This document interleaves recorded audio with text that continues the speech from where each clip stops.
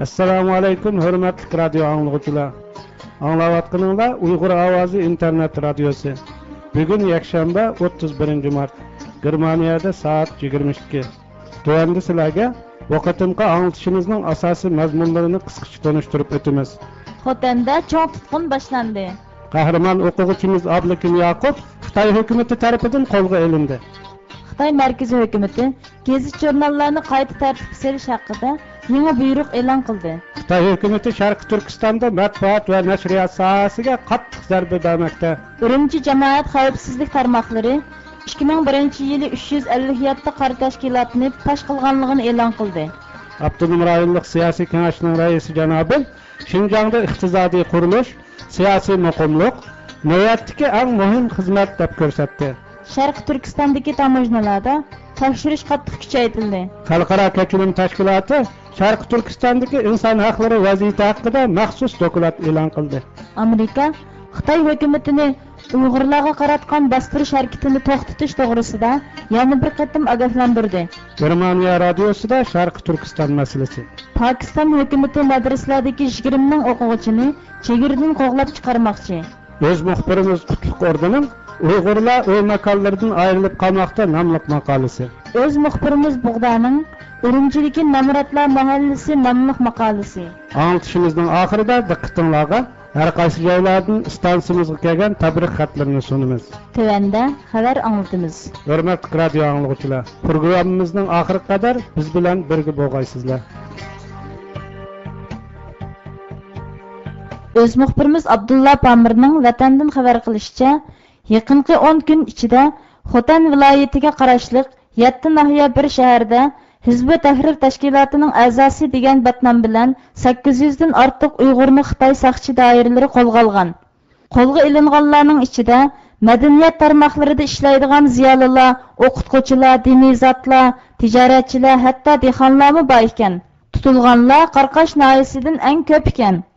Uningdan qolsa, Lop noyisidan tutilganlarmi xeyli ko'p bo'lib, Lop noyisining Yo'rinqash yezisidanlar 70 dan ko'p odam qo'lga ilingan.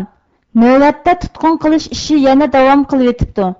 Saqchi doiralari ko'ch-ko'y, mahalla-mahallalarda kecha-kunduz charlash elib berayotgan bo'lib, butun Xotan rayonini vahima qoplab ketgan. Garchi shuncha ko'p odam qo'lga ilingan va qo'lga ilish yilmi davom qilayotgan bo'lsa-mu, hukumat doiralari bu haqda hech narsa demagan.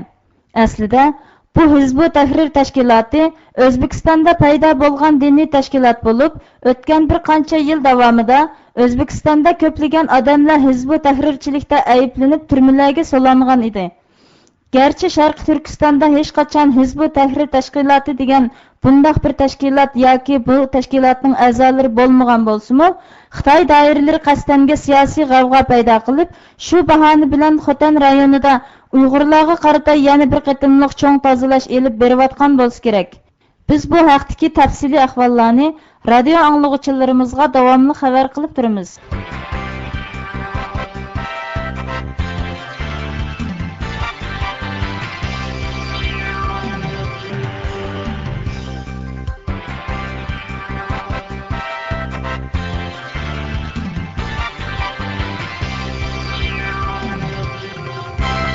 O'z muxbirimiz Abdulla Pamirning xabar qilishicha, Xitoy doiralari yaqinqi mezgilda butun Sharqiy Turkistonda elib berayotgan atalmish ideologiya sohasidagi milliy bo'lginchilikka qarshi kurashni qanot yajirish harakati bo'yicha qayta tarbiya elish faoliyati deb atalgan siyosiy harakat Sharqiy Turkistondagi siyosiy kayfiyatni tېخىمۇ jiddiylashtirib, normal hayot tartibining buzilishini keltirib chiqarmoqda. Buning tufayli kishilar turli siyosiy uyg'unishlardan bezor bo'lib, har xil shakllar bilan hukumatga o'z noroziligini bildirmoqda. Bo'libmi, maktablarda turli siyosiy o'g'inish va yig'inlar avj olib ketib, o'qitish ishlari palaj ahvolga tushib qolg'achqa, o'quvchilar orasida hukumatga qarata qattiq norozilikni qo'zg'amoqda. Hatto bu norozilik o'quvchilarning g'azab nafratini oshirmoqda. Muxbirimiz yo'llagan mazkur xabarda aytilishicha, Qashqar shaharlik 4-o'rta maktab to'liq o'rta 1-yillik sinf o'quvchisi Abdukim Yaqub yaqinqi kunlarda maktabda siyosiy o'g'inish va yig'inlar ko'payib ketib, normal o'qish tartibining buzilganligiga uchirganiga bo'lgan noroziligini bildirish uchun o'sha oyning 14-kuni kechida maktab ichida esig'liq turgan Xitoy davlat bayrog'ini elib tushirib yirtib tashlagan. Bu ish 3 kungacha maktab doiralari tarafidan bilinmagan. 3 kundan keyin Avazliq maktab mudiri Farhatga imzosiz xat yozib, xatni uning uyiga o'g'irlikchi kirgizayotgan. Xatda Farhat mudir ma'nisiz siyosiy yig'inlarni to'xtatib, bizni normal dars o'qig'ili qo'y. Agar yana to'xtatmasang, ximiya darsida o'rganganim bo'yicha bomba yasab seni portlatib o'taman. Bayroqni men elvatdim. Aslida shu bayroqning o'rniga Sharq Turkistonning bayrog'ini osmoqchi edim. Biz to'liq o'rta 6 sinfdagi 200 ga yaqin o'quvchilarning hammamiz jangga tayyorlanib qo'ydik. Buni bilib qo'y deb yozilgan ekan. Bu ish maktab doiralari tarafidan cho'ng siyosiy voqea sifatida darhol yuqoriga ma'lum qilingan. Shahardagi yerlik hukumat doiralari aloqasida bo'lishib ketishgan. Shaharlik partikom va hukumat boshliqlari hamda soqchilar voqeani bartaraf qilish uchun darhol maktabga yig'ilgan. Maktabda soqchilarning nazorati ostida qattiq tekshirish boshlangan. 3 kun davom qilgan xat pujurkisini tekshirish davomida mazkur Awazliq degan o'quvchining pujurkisi oshkor bo'lib qolgan. Soqchilar Awazliqni darhol qo'lga olib so'roq qilgan. So'roq davomida Awazliq qilchi huduqmasdan o'zi qilgan ishlarni to'liq bayon qilgan va nima uchun shunday qilganligi haqida o'z ko'z qarashlarini bemalol so'zlagan. Bu voqea Xitoy doiralarini nihoyat aloqasida va sarsamga solayotgan. Ular Awazliqni qo'lga olgandan so'ng maktab mudiri Farhat va Awazliqning sinf mas'ulini xizmatidan to'xtatib, masala topshirishga o'rinlashtirgan va voqeaning javobgarligini ularning ustiga artgan. Nazarbog' 4-o'ttiridagi bu voqeani tekshirish va aniqlash ishini Qashqar shahrining ma'mur boshlig'i siyosiy qonunga mas'ul Osman Davud o'z ustiga olgan. 24-mart Qashqar shaharlik partikomining ma'mur shujisi Javdiyashi 4-o'ttiri maktabda tekshirish olib borgan. Hurmatli radio anglovchilar, hozirga qadar bu voqea Xitoy doiralari tomonidan jiddiy tekshirilmoqda. Markazimiz bu voqeani ta'qib qilib turmoqda. Bu haqda radio anglovchilarimizga yana ma'lumot berishga tirishamiz.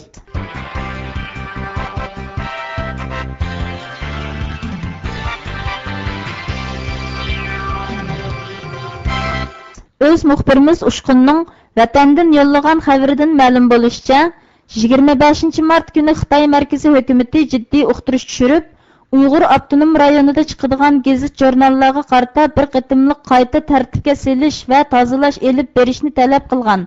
Mazkur uqtirishda navbatda chet ellardagi milliy bo'lginchilar ichki materiallarni qo'lga tushirib olib, davlatning siyosiy maxfiyati va bexatarligiga og'ir xavf yetkazayotdi.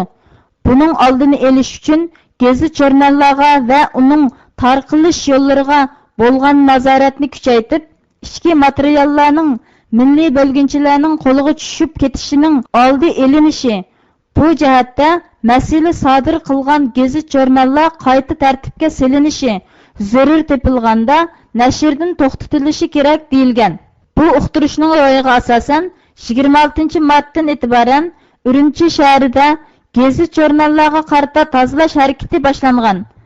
Navbatda Urumchi shahrida jami har xil tilda 118 xil gazet jurnal va tashviqot bultonlari chiqadigan bo'lib, bularning 80%ni oshkora tarqatiladi ekan. Qolg'ini idora organlarda partiya a'zolari va hukumat xodimlariga tarqatiladigan ishki material ekan.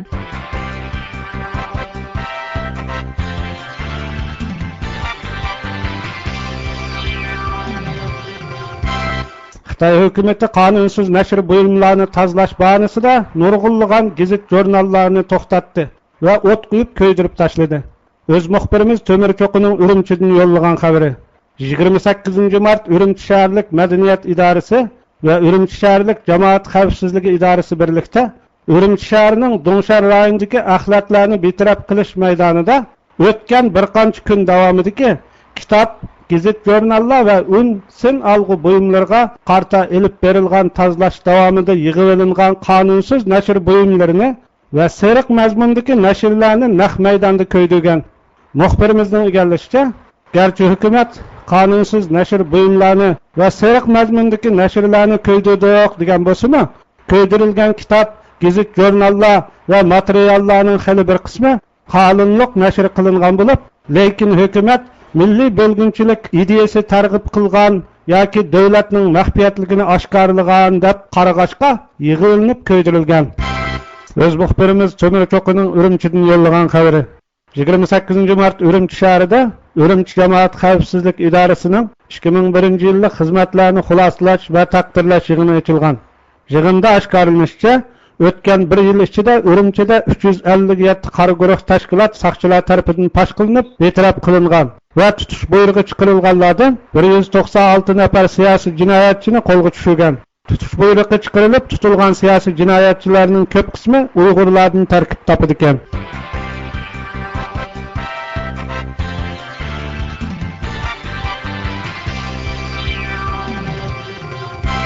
Öz muxbirimiz Buğda'nın Urumchidan yollagan xabari. 25 mart günü Uyghur Abdunum Rayonluq Siyasi Kengaşının raisi Canabil, Abdunum Rayonluq Siyasi Kengaşının Beijing'de açılgan 2 yığınının ruhini ügünüş boyunca açkan yığınıda söz qilib, Abdunum rayonimizning bundan keyingi xizmatlarının mühim nuqtasi G'arbni echish strategiyasiga moslashgan iqtisodiy qurilish va siyosiy muqimlikdan iborat 2 turga yig'inchoqlanadi deb ko'rsatgan. O'z muxbirimiz Uchqunning Urumchidan yollagan xabari. 29 mart kuni Urumchi tamojnisi davlat ichi va sirtidagi 3 xil unsurlarning moddiy buyum almashtirishini unumli tizginlash uchun Şinjan Awazı şirketi qatorliq o'rinlar bilan yangidan hamkorlik kelishimlarini tuzib chiqqan. Bu hamkorlik kelishimi bo'yicha har qaysi hamkorlashuvchi o'rinlar Urumchi tamojnisining talabi bo'yicha chegaradan kirib chiqayotgan buyumlar ichidagi xavfli xatchak, aksiyatchi tashviqot buyumlarini tepib chiqib topshirishi, shuningdek tamojnaning bu xil nashrlarni tekshirishiga moslashishi kerak ekan. Bu ish munosabati bilan Urumchi tamojnisining boshlig'i Jongjinja muxbirning ziyoratini qabul qilib, Şinjangda tamojna ishlarining kundan kunga murakkablashib ketayotganligini, bu qitimqi tuzilgan kelishimning mushu xil zaruriyat sababidan tuzib chiqilganligini e'tirof qilgan. Egallanishicha, chegara sirtidan Şinjangga kirayotgan qurol-yarog', o'q-dori va boshqa hukumatni tashvishga soladigan buyumlar Şinjangning yerlik amaldorlarini qattiq bearam qilmoqda ekan.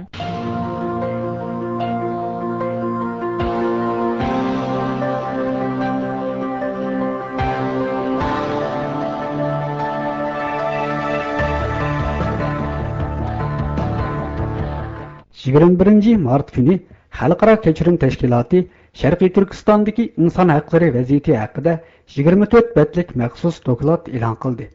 Dokladda 11 sentabr voqeasidan keyin Xitoy hukumati terrorizmga zarba berishni bahona qilib, Sharqiy Turkistondagi Uyg'urlarga qaratgan bostirishni kuchaytganligi, yaqinqi bir qancha yil davomida Sharqiy Turkistonda bo'lginchilik harakatlari sodir bo'lmagan bo'lsa-mu, oldingi 6 oy davomida bir qancha ming Uyg'urning qo'lga ilinganligi, ulardan ba'zilariga o'lim jazosi berib, shu hamon etib ijro etilganligi aytilgan. Dokladda Xitoy hukumati tomonidan qo'lga ilinib, uzun muddatli qamoq jazosiga va o'limga mahkum qilingan bu Uyg'urlarning amaliyotda terror bilan hech aloqasi bo'lmagan begunoh kishilar ekanligi, ularning faqatla o'z milliy madaniyati va diniy e'tiqodini qo'daganligi uchunla mushundaq ig'ir jazolarga tortilganligi qayd qilingan. Dokladda yana Xitoy hukumatining Sharqiy Turkistonda yurgizayotgan inson haqlari tajovuzchiligi qilmishlari ayblanib, Xitoy doiralarining Uyg'urlarga qarata elib berayotgan bostirish harakatlarini to'xtatishi talab qilingan. Shuningdek, Amerika va G'arbdagi demokratik davlatlarning Uyg'urlarga qarata yurgizayotgan bostirish harakatlarini to'xtatish haqida Xitoy hukumatiga besim ishiltishi murojaat qilingan. Xalqarodagi nopozliq kishilik huquq organi bo'lgan Xalqaro kechirim tashkiloti tomonidan Uyg'urlar haqida mundaq bir dokladning e'lon qilinishi, ya'ni kelib bu dokladning Xitoy hukumati Uyg'urlarni terrorist deb qaralayotgan hamda Sharqiy Turkistondagi bostirish harakatlarini jiddiylashtirayotgan mushundaq bir paytda e'lon qilinishi Sharqiy Turkiston mustaqillik da'vosi uchun, jumladan barcha Uyg'urlar uchun alohida ahamiyat ega cho'ng voqea hisoblanadi. Kishini tېخىمۇ xushal qildig'ini shuki, Xalqaro kechirim tashkiloti mazkur dokladni tayyorlashda Sharqiy Turkiston informatsion markazi tarqatgan Sharqiy Turkiston vaziyati haqidagi ushur va ma'lumotlardan keng doirada foydalangan. Bundan burun xalqaro kishilik huquq organlari Sharqiy Turkiston va Uyg'urlar haqida dokladlarni tayyorlashda xalqarodagi Uyg'ur tashkilotlari ta'minlagan ishonchli manbalar yetarsiz bo'lg'achqa, ilojsiz boshqa manbalarga tayanishga majbur bo'lgan edi. Bu qitim Sharq Turkiston informatsion markazi tarqatgan uchur ma'lumotlar xalqaro kechirim tashkilotining ishonchisini qozongan. Bu albattaki Sharq Turkiston informatsion markazining o'tgan 6 yil davomida turli qiyinchiliklarni yengib ishlagan jafoli xizmatlarining natijasi. Bu bizga siyosiy tashviqot xizmatining mustaqillik davoyimizning xalqaroda tonilishi va bundan keyingi ravoji uchun qanchalik muhimligini tushuntirib berdi.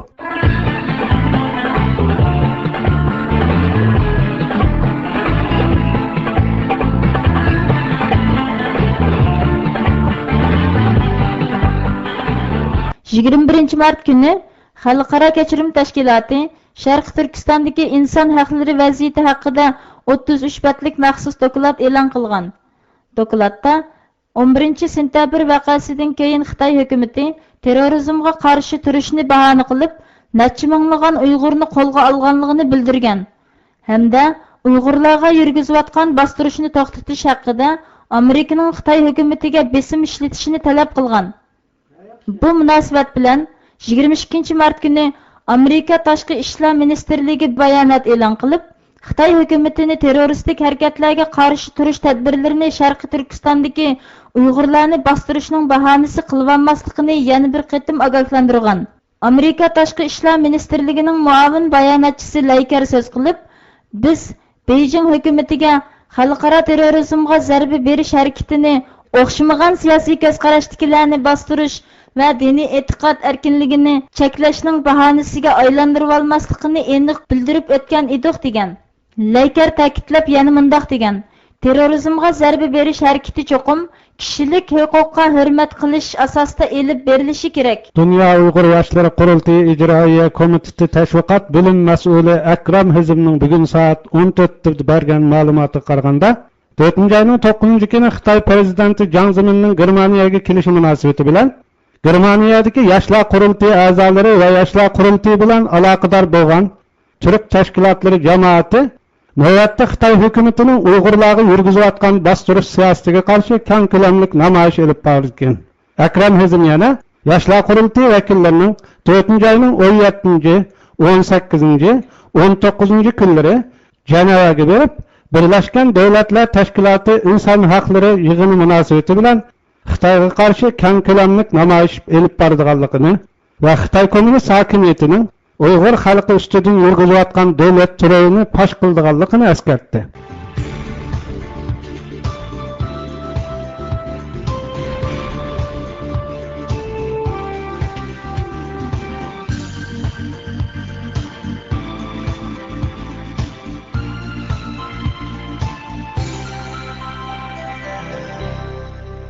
这里是德国之声 Deutsche Welle。各位听众，在正在举行的联合国人权会议上，德国外长批评了中国的人权状况，特别对少数民族及不为官方所接受的宗教团体的境况表示了关注。24 mart kuni Germaniyaning chet ellarga qarata anglitish beradigan Germaniya Awazı nomli nopozliq radiosining Xitoy tilidagi anglitishida Sharqiy Turkistonning 11-sentabr vaqasidan keyingi vaziyati haqida keng ma'lumot berildi. 1949年中国共产党建政之后，鼓励大批汉人移民新疆。维吾尔等当地民族觉得自己的文化及宗教特征受到了前所未有的威胁，于是不满情绪也随之越来越明显。柏林学术及政治基金会的中国问题专家瓦克尔表示， 我认为维吾尔人认为受到歧视并不是没有道理的，他们现在面临着在自己的自治区内成为少数民族的危险。如果研究一下新疆人的人口发展，就会发现汉人现在已经占到总人口的 40%， 而1949年的时候，汉人的比例大概只有 3% 到 4%。 不难发现，越来越多的汉人涌入新疆，而经济发展给维吾尔及当地其他少数民族带来的好处却是极为有限的。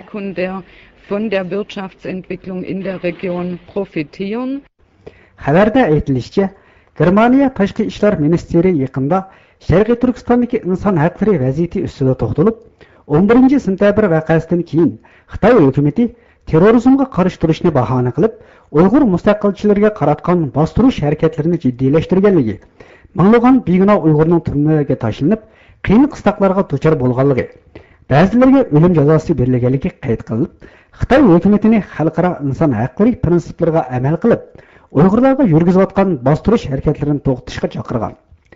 Mazkur anglitishda yana Germaniya kishilik huquq organining maxsus xodimlari radio muxbirining Sharqiy Turkistondagi vaziyat va Uyg'urlar haqida so'rgan savollarga javob berib, 11 sentabr voqeasidan keyin Sharqiy Turkistondagi inson huquqlari vaziyati tېخىمۇ yomonlashib bormoqda. Xitoy hukumatı Uyg'ur mustaqilchilarining xalqaro terror kuchlari bilan aloqasi bor deganni bahona qilib, ularga bo'lgan bostirishni yanada kuchaytirmoqda. Aslida Uyg'ur mustaqilchilarini terrorist deb qarash noto'g'ri. Uyg'urlar o'z milliy madaniyati, diniy e'tiqodi va milliy mavjudligini qo'g'dash uchun tirishyapti. 1949 yili bu rayonda Xitoy aholisining soni faqatla 3-4% bo'lgan bo'lsa, bugungi kunda ko'payib 50% ga yaqinlashgan deb ko'rsatgan. Yana shu anglitish davomida Sharqiy Turkiston informatsion markazining bayonotchisi Dilshod Rashid muxbirning ziyoratini qabul qilib, Sharqiy Turkistonning yaqinqi vaziyati va navbatdagi ahvol ustida to'xtalgan. U so'zida 11 sentabr voqeasidan keyin Xitoy hukumati Uyg'urlarni terrorist deb ayblab, Uyg'ur mustaqilchilarini qattiq bostirdi. Oldingi yarim yil davomida 3000 dan ortiq Uyg'urni turmaga soldi. 25 Uyg'urga o'lim jazosi berib etib o'ldirdi degan. Dilshod Rashid so'zining oxirida yana Sharqiy Turkistonning navbatdagi eng yangi vaziyati ustida to'xtalib, yangi yil kirgandan buyon Xitoy hukumati Sharqiy Turkistonda ideologiya sohasidagi milliy belginchilikka qarshi turish kurashini qanot yoydirish va milliy belginchilikka qarshi turish bo'yicha qayta tarbiya ilish harakati degandek siyosiy harakatlarni elib beryapti. Natijada milliy ma'rif, adabiyot, san'at, axborot, nashriyot, radio, kino, televiziya sohalariga bo'lgan nazorat va kontrollik burunqidan natijasiga kuchayib ketdi. Hatto qayta tartibga solishni bahona qilib, Uyg'urlar ochgan internet choyxonalarini majburiy taqib etildi. Sharqiy Turkistonda siyosiy harakatlarning avj elishi Uyg'urlarning Xitoy hukumatiga bo'lgan noroziligining tېخىمۇ kuchayishiga sabab bo'lmoqda.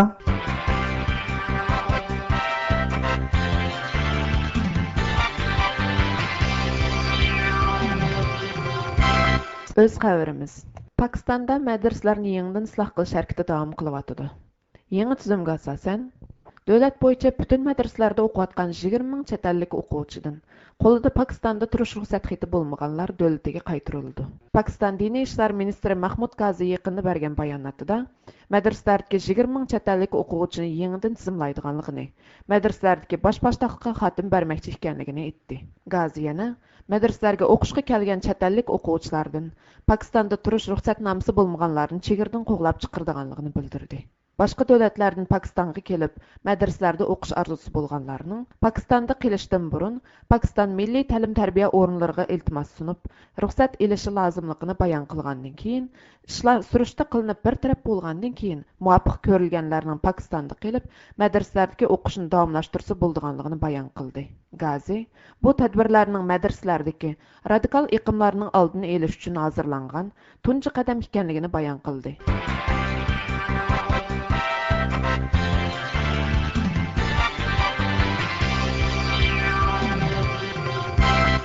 Xitoyning harbiy qismini echishdan iborat nayrangvoz siyosining qurboniga aylanayotgan Sharqiy Turkistonning janubiga joylashgan Oqsuv shahri turli boyliqlari va afzal sharoitlari bilan yerlik, yezi egilik birinchi diviziyasi va ichkiridan chiqayotgan Xitoy oqqularining talishib yeydigan lo'q go'shiga aylanib qolmoqda. Bu Xitoylarning bir qismi viloyat miqyosidagi turli hukumat apparatlarining muhim huquqini, muhim xizmat o'rinlarini, shundaqla maliya, iqtisod, savdo tijorat yo'llarini o'z qo'llarida kontrol qilib olgan bo'lsa, yezi egilik birinchi diviziyasining har qaysi tuvan maydonlaridagi tarixchi Xitoylar necha ming mo'lab terilgan yerlarni hukumatning e'tibor berish siyosatidan foydalanib intayin oz, hatto tamoman boychilik to'lamagan asosda xalqincha terib, asalab foyda ko'rmoqda. Ular har yili tergan kivazlarining g'o'zisini tergan chog'da 3 turpon, kelpinga o'xshash terligu yerlari oz, namrat noiladan Uyg'ur dehqonlarini intayin tuvan haq bilan yollab ishiltidi. Bu Uyg'ur ishlamchilar orasida yeshi 70-80 ga borgan buvay momaylar, 10 yoshlik bolalar, yashangan ayollar va yosh onalar bo'lib, bular Xitoy xo'jayinlarining talabi bo'yicha qattiq issiqda g'o'z terdi. Yezigilik birinchi diviziyasining bir amaldori bu ishni Millatlar ittifoqligini ilgari surish, yerlik dehqonlarning iqtisodining yaxshilanishiga yordam berish uchun deb tushuntirgan. Uşak yayma o'rinlari, savdo setiq bozorlari, qurilish o'rinlari, yemek-ichmakdan tortib oddiy qo'l hunarvanchilikchi bo'lgan barliq texchilik yo'llarini Xitoylar egilib olgan bo'lsa-mu, shaharlik tozliq idorasida Uyg'urlardan tarkib topgan tozliq atriti a'zolariga boshliq bo'lib yuradigan Xitoy amaldorlaridan boshqa birmi Xitoy tozliqchisi bo'lgan emas. Tozliq atritidagi Uyg'urlar qo'llariga supurgilarini ilib, qattiq issiq, qahraton sovuqlarda 8 soat to'xtamay yo'l supurdi. Navoda ularning bekor turib qolgan tuyuqsiz chorlab kelgan boshliqlari tarafidan sezilib qolsa, muashi tutib olindi yoki ishdan quvlandi. Bularning tozalash doirasi barliq cho'ng-kichik yo'llar bo'lib, Xitoylarning savdo qiladigan do'konlarining oldi, yayma o'rinlari, shahar ko'chalaridan iborat. Kirilib yurishib, yovvoyi maxluqlardek mehnat qilayotgan savdo do'konlaridagi Xitoy xo'jayinlar aqlab tashlab paskin qilgan yerlarni Uyg'ur tozalaqichilari supurib tozalaydi. Shanxay va Xinandan yordam berish, maktab ochib berish nomi bilan kelayotgan Xitoylar bu yerga kelibla viloyatlik partkomdan tortib ma'muriy mahkama va viloyat doirasidagi barliq idora o'rinlarida 2-3 yillab mo'yin huquqlarini yurgizib, bu joylarni o'z manfaat doirasiga ilib olgan bo'lib, ular har qaysi noya shaharlarga maktab selib berish, moddiy jihatdan yordam qilish, pul va qatnash vositalarini iyon qilishdek usullar bilan xalqning ko'nglini o'zlariga moyil qilib olib, sodda kishilarni oldirmoqda. Bular hukumatning o'zlari uchun tayyorlab qo'ygan turli e'tibor berish siyosatidan xalqancha foydalanib, yerlik hukumat bilan sodilishib, siyosat xarakterlik majburiy vayron qilgan cho'ng-cho'ng zavod, fabrika, korxonalarni, shahar ichidagi muhim savdo markazlarini, sayohatchilik nuqtalarini, qadimiy jilg'alarni, issiq suv arshonlarini bas-bas bilan setib olib, qadimdan tartib mushu yerdagi xalqqa, tabiatga mansub bo'lgan go'zal muhitning xo'jayinlariga aylanib olmoqda. Masalan, bunun tipik misollaridan biri bo'lgan Aqsu viloyatining 10 su noyasidagi qadimiy mazhayi mashayihlarining biri hisoblanadigan Qirmish Atam mazari 10 su noyasida qurilgan sayohatchilik guruhi bosh shirkati tomonidan setib olingan bo'lib, Qirmish Atam mazari nomi bilan atilib kelayotgan bu dangliq mazarning nomi qandaqdir Xitoycha Chenshen Shangmuyan, ya'ni Tangirtog' sirliq o'rmon bog'chisi degan ism bilan atilib, sirtqa echirilgan sayohat rayoniga aylandi. Yerlik axborot o'rinlari Xitoylarning bu muborak joyning qadimiy atalg'isini xohlagancha o'zgartirib qo'llanishiga hech qanday inkos qaytarmaganning ustiga o'zlari mushu nomni qo'llangan. Noyalik tarix tezkira ishxonasimi bu ishga qarata jiddiy posiyada bo'lmagan. Qadimdan tartib tug' alam bog'lab, qon qilib istiqomat qiladigan bu muqaddas joy hozir Uyg'urcha kiyim kiyib olgan Xitoy qizlarining turli millatdagi sayohatchilarni agashtirib sayl qiladigan sayligohga aylandi va azaldan dinsizlarning kirishi cheklangan bu muqaddas makonda ko'ngil ichish aslahalari, oshxonalar hozirlanib, aroq ichib buzuqchilik qiladigan oromgohga aylanib qoldi. Mazar ichidagi buloqlardan chiqadigan suvlar turba orqali tortilib ketilib, Xitoylar qurib olgan ichimlik zavodlarida botilkalarga qachilinib, sop buloq suvi ismi bilan atilib setilmoqda. Qirmish Atam mazarga tavob qilish uchun kelgan Uyg'urlarning ba'zilari ishikdan kirish biletining qimmatligi sababidan keyni yenib ketishga majbur bo'lmoqda. Hukumat ichkaridan chiqqan tijoratchi Xitoy boylariga har jihatdan e'tibor berish fursati yaratib berib, savdo yo'llarini xohlagancha tanlab olishga yo'l qo'yib kelyapti. Shahar ichidagi azaldilar Uyg'urlar to'plashib savdo qilib kelayotgan Oy bozor, Shangang bozori qatorliq bir qancha muhim bozorlar varaqlar Xitoy savdogarlarining qo'liga tushib ketgan. Yangidan silingan va silinayotgan Landau, Dunyo, Eser Xualin, Tinglong, Xalq savdo sarayi va Milliy buyumlar savdo sarayi qatorliq yer usti va yer osti savdo bozorlari maxsus Xitoy tijoratchilari uchun ochilgan bo'lib, Xitoy xo'jayinlar yollab ishlatgan Uyg'ur qizlaridan boshqa bundaq joylardan savdo o'rnida ega bo'la olgan Uyg'ur savdogarlari yo'q deyarlik. Hukumat yana Pokiz shahar, bag'ishlashgan shahar bino qilish nomi bilan shahar ko'chalari ichiga joylashgan Uyg'urlar mahallasini chiqib tashlayotdi. Masalan, Qizil Ko'rik, Bangshan ko'chasi, Langar mahallasi, Osuq ko'chasi, Shangang bozoriga joylashgan Uyg'ur mahallalari buning tipik misoli. Hukumat farmon tushirib bu yerdagi Uyg'ur aholilarining noroziligi, ko'z yoshlari, yolg'izliklarga qaramay turli qattiq yumshoq vositalarni ishlatib, bu yerdagi Uyg'urlarni ko'chirib etib, o'ylarini chiqib tashlab, qurilish qiluvchi o'digar Xitoylarga yuqori bahoda setib berib, maxsus turalg'i uylarni solmoqda. Xitoy amaldorlarining aytishicha, yer hukumatning bo'lib, hech kimning ko'chmayman deb jidal qilishga ruxsat yo'q ekan. Öylері çekirilgen Uygurlar şehirge yirak bolgan naçar yerlerden özleri kesip verilgen azgına öylik yerlerge razı buluşqa mecbur bulmakta. Uygurlar Xitay hökumetinin Uygurlarını şehir sırtıga tarqaqlaştırış iplas siyasının kurbanıga aylanmakta.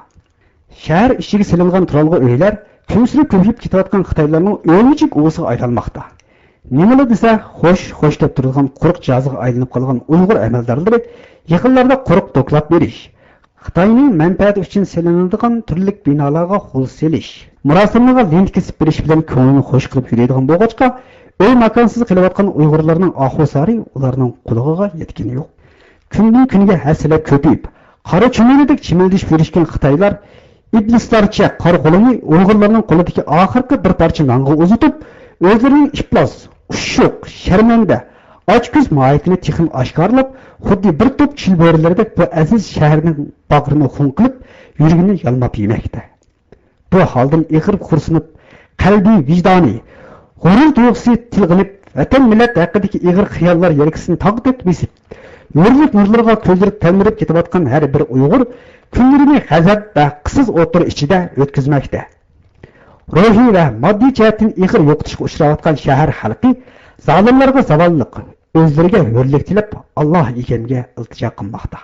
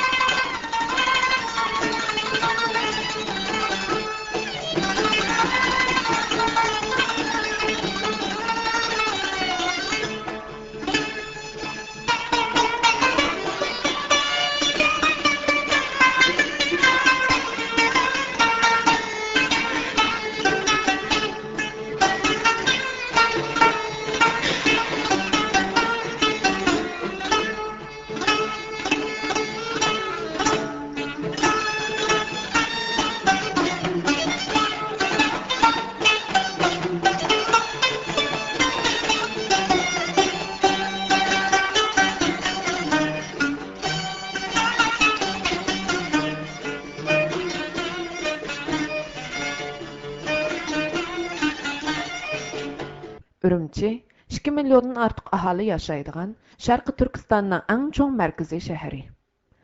Şəhərdəki asman pələk hayvətlik binalar, koçlarga patmay ketayotgan maşina və adamlar, avat soda bazarları, Ürümçiga tunji kelgan har qanday kishiga bir turlik avat zamonaviy shaharning ta'sirini berdi. Lekin shu hayvat binolarning orqasida Yamaliq teg'i deb atiladigan qaqas bir tog' rayoni bor. Bu Ürümçining Avat shahar rayoniga tubdan o'xshamaydigan mashhur Namratlar rayonidir. Bu yerga asosan ko'pchiligi Sharqi Turkistonning janubidagi Namrat rayonlaridan kelgan Uyg'urlar yashaydi. Men yaqinda ularning turmush ahvolini bilib beqish maqsadida bu Namratlar rayoniga bordim. Bir to'plikka ko'tarilganda ko'z oldimda tamoman o'xshamaydigan ikki xil manzara, ikki xil dunyo ayon bo'ldi. Aldı tarafımda pakar vayrani kap öyler. Tar, egri-bugri paskini ko'chilar, hamma yerda ko'zga tashlanib yotgan axlat dövləri. Tirikchilik tashvishida vaqtsiz qaddi pukilgan odamlar. Arqa tarafimda bo'lsa, asman palak binolar, kangri pokiza yo'llar va g'am tashvishsiz yurgan odamlar. Vaholanki, bu vayrani kaplarda yashayotganlarning hammasi Uyg'ur. Ava hashamatlik binolarda yashayotganlarning mutlaq ko'p qismi Xitoy. Men yili oldi tarafga, yili orqamdagi manzaraga qarab bir pas sukutga cho'mgandan keyin eg'ir bir xursinish ichida yo'limni davom etkizdim. Bu yer giyoh unmaydigan pakar tog' to'piligi edi. Ba'zilar to'pilikning bir tarafini qo'llab, ustini aski-tuskilar bilan yipib uy qilib olgan. Sal ahvoli yaxshiroqlari tash va xish parchalaridan odam bo'yidan sal egiz keladigan uylarni qurib olishgan. Vaqtning o'tishi bilan tar, radsiz, egiz past ko'chalar paydo bo'lgan. Bu yerdagi uylarda ne turbusi, ne gaz va ne boshqa turmushni qulaylashtiradigan zamonaviy asarlardan so'z etish mumkin emas. Hatto bir qism uylarda to'xmi yo'q ekan. tok puli to'lashga qisilib jinchiroq yoki sham yiqib o'ltirdi ekan. Suni necha 100 metr yiroqlikdagi tog'ning tuvan tarafidan setib olib, chelak va temir to'ng'i to'shib ichir ekan. Men ketib o'tib, ayollarning 5-600 metr egizlikdagi tog' ustiga apkash bilan ming mushaqqatda suv to'shib kelayotganligini ko'rdim. Qattiq sug'oq bo'lishiga qaramay, odamlarning ustivishi ko'na va yelin edi. Men bu yerda normal bestlik, ro'yi ko'tarangi odamlarni asosan uchratmadim. Hammasilar birdan-biri o'ruq, chiroyidan ta'sirat to'kilib turgan odamlar edi. Tilamchilik qilib o'ltirgan Uyg'ur buvay momaylar qadamda bir uchrab turardi. Bu ko'ngilsiz manzarlarni ko'rib xushnutsiz bo'ldim. Menamni bu odamlar o'zining jannat misoli bog' bo'stonlik yurt mahallarini tashlab, bu eski vayroniga nima deb keladigandu? Bu yerdagi turmushning arzulig'idek nimasi bor? Yurtidagi turmush buningdimi betarmidi? Degandek savollar shulg'ib oldi. Men savollarimga javob tepish uchun har qaysi yurtdan kelgan, har xil yoshdagi kishilar bilan paranglashdim. Men Qashqarning Payzvat noyisidan kelgan, deb gap boshladi 45 yoshlardagi Abdurahmon ismli kishi. Yurtda yil bo'yi yerga ishlab, yil oxiriga borganda yana qarzdan qutula olmadik. Qo'limiz u yildan bu yilga 4 tanga pul ko'rmadi. Buni az deb har yilda 2-3 oy bekorga asharga ishlaydigan gap. Oxiri chidamay bolajaqamni ilib tavakkul deb Urumchiga keldim. Mana 5 yil bo'ldi. Yoz kunlari meva-cheva setib baqqallik qilaman.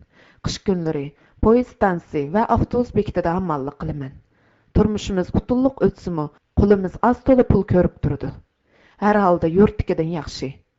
4 balam bor. Cho'ng qizim 3-sinfgacha o'qigan. Keyin o'qish pulini to'lay olmay o'qishdan qoldi. Hozir xalqning uyida bola boqdi. Undan kichigi o'g'il, unimi o'qita olmadim. Ko'chada oyoq maylab pul topadi. Qolgan ikkisi tex kichik. Men Urumchiga yengli kelgan yana bir kishi bilan paranglashdim. Nimasini aytsiz ukam? Men Aqsuning Bay noyisidan keldim. Yeshim 54 da. 5 bolaning dadisiman. Qeyrg'anda beshimga bu sarsanchilik tushdi. So'zlisi gap bo'ladi, so'zlimisi dard. Men asli tug'ma dehqon. Ismni bilganimdan tartib yerga ishlab keldim. Lekin ishdan tizdan oshmadi. Alvangseliq yildan yilga ko'payib ketdi. Mana men bu yil sanab turib 30 necha alvangseliq to'ladim. Qarz to'lashga pulim yo'q. Birdan bir mulkim, bir kalamni tartib elishdi. Bu dardga chidamay, Qotandagi oxirgi bir tal qo'yimni 250 yuanga setib, ayolim va bosh bolamga 20 yuanni yetlik deb qoldirib, qolganini yo'l kirasi qilib Urumchiga kelganimga mana bir hafta bo'ldi. Xeylig'icha qiladigan bir ishning ipi yo'q. Yurtliqlarimning uyida turyapman. Endi qaytay desammi qaytalmayman. Akelgan pulim tugidi. Men yana bir qancha kishi bilan suhbatlashdim. Ularmi o'xshashda yurtdagi namratlik va nahaq zulmlardan shikoyat qilishdi.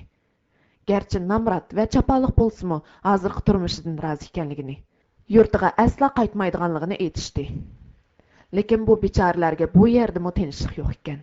Ularning deyishicha, Urumchi shaharlik hukumat va avtonom rayondan bir qancha qitim odamlar chiqib, bu yerdagilarni o'z ixtiyorligi bilan yurtlarga ketishini, bo'lmasa uylarini majburiy chekib etadiganligini aytib tahdid soldi. Kim biladi, at'o'gin hukumat rostini deganini qilsa, bu bechoralar yana nalarda sarson bo'lib yurarkin. Meni hammadan bak bolalarning ahvoli qayg'u soldi. Sababi bu yerdagi bolalarning mutlaq ko'pchiligi iqtisodiy qiyinchilik tufayli maktabda o'qiy olmaydi ekan. Turmush halakchiligida kichik turiblar ba'zilari ushaq-tushak narsalarni sotadi ekan. Ba'zisi ko'chada maylamchilik qiladi ekan. Buni qilolmaganlari har turli yomon yo'llarga kirib ketadi ekan. Shu yerda yashaydigan 16-17 yoshlardagi bir bola menga birga o'sgan tangtishlardan ko'pchiligining yomon yo'llarga kirib ketganligini aytib berdi. Ulardan ba'zisi o'g'ri yanchiqchilarga agishib, ishkiri Xitoyga ketganicha deraksiz yo'q bo'lib ketibdi. Ba'zisi zaharlik chekimlik chekib jinidan ayrilibdi.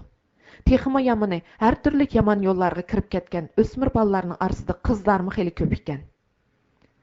Men ziyoratimni oxirlashtirib qaytdim. Vujudimni cheksiz mung hasrat shulg'ib oldi. Hisobsiz boyliqqa to'lgan bir vatanning egisi turib, namratlik azobida jon talashayotgan, yurtining bog'laridan o'rin tegmay, tog'larida sarson bo'lib yurgan baxtsiz qarindoshlarimga ich-ichimdan echindim. 2002 yili 2 oyning 16 kuni Urumchi. bug'da.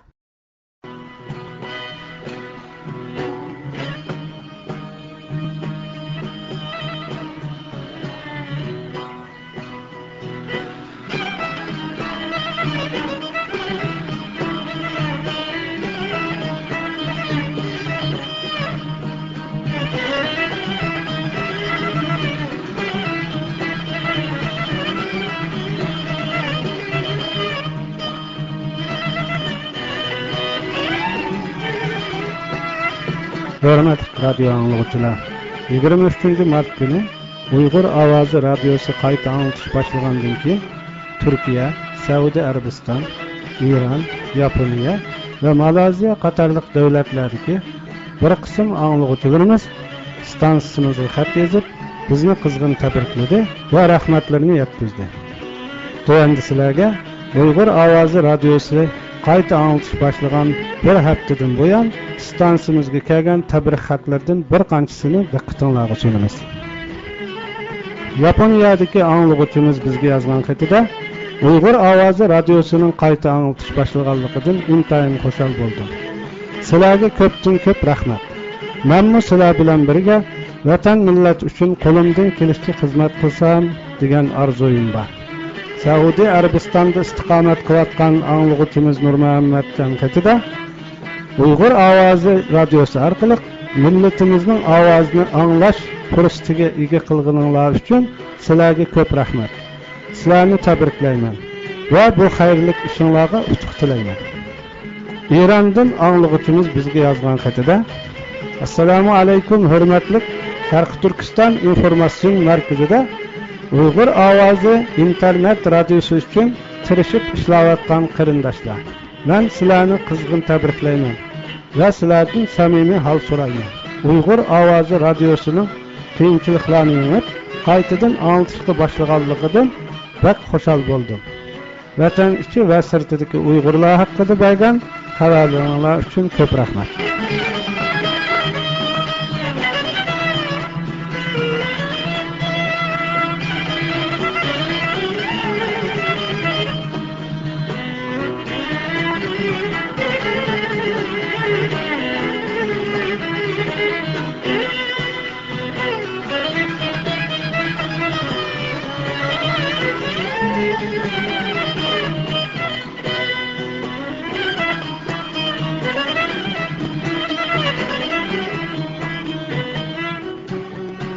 Hörmətli radio anlıqçılar, yuqorida Uyğur Awazı radiosining Uyg'urcha anlatışını diqqətinizə sundum. Көңіл құйып аңлығаныңызға рахмет. Келер қатарлық anlatışımızı көрсеңіз. Xayri xoş.